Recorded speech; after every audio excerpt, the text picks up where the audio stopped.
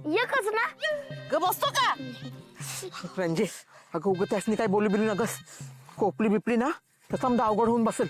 हाय का फुलत आहे आता काय बाकी आहे अवघड व्हायचं बाई एवढं पळवलंय मला लय दुखतंय.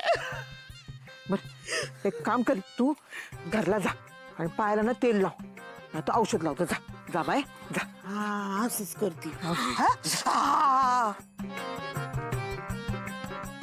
नग नग नग अगं मी हितच बरी आहे.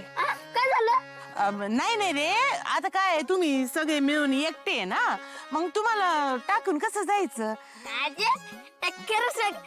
तू घाबरलीस ना रे ते घाबरली मी. आता मी रस्त्यानं एकटी जाईल नरकी आड मोकाट सुटले बाई मला धरलं तर केवढ्याला पडायचं. बर बर, तू कुठे जाऊ नकस, थांब इथेच, मी काहीतरी करते. ओय फुलताई अगं तू कुठे चालली. अगं नरकी आड सुटले मोकाट बाई तुला धरतील फिरतील आणि मला घरातली सगळी काम करावी लागतील. या ग लवकर आय आय गो या ग लवकर या ग कानले. थांब बाई. काय करते काय लावती. अगं थांब जरा.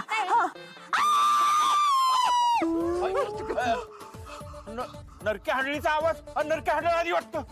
बापरे. ओ सरपंच काय नरकी आडळ दिसते वय मी एवढा कोमल का नरकी आडळीचा आवाज. मी रणजी ती बुवाईच पायाला पालच होताना बडबडलं म्हणून फुलात आहे.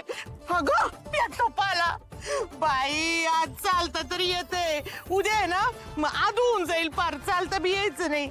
घरच्यांना काय तेच पाहिजे. हाय का, तुझं नाही असंच आहे, ज्याचं करावं भलं आणि त्याच्यावर उलटून पाडायचं. ए अरे तुमचं घरगुती गारानं थांबवा की इथं. हा ऍज अ सरपंच मला गावचं किती टेन्शन आहे. आप्पा कुठे गेलं? आप्पा गेलेत ते देवळाच्या पुढं. ते पोरं गेलेत ना नरक्या हाडळीला बघायला, त्यांना शोधायला गेलेत. रात्र वाढत चालली, नरके आणि हाडळ नाही सापडले तर अनर्थ अटळ आहे. गुरुजी असं काय बोलताय राव. मी सत्य तेच बोलतोय. काही करून त्यांना रात्री शोधावं लागेल.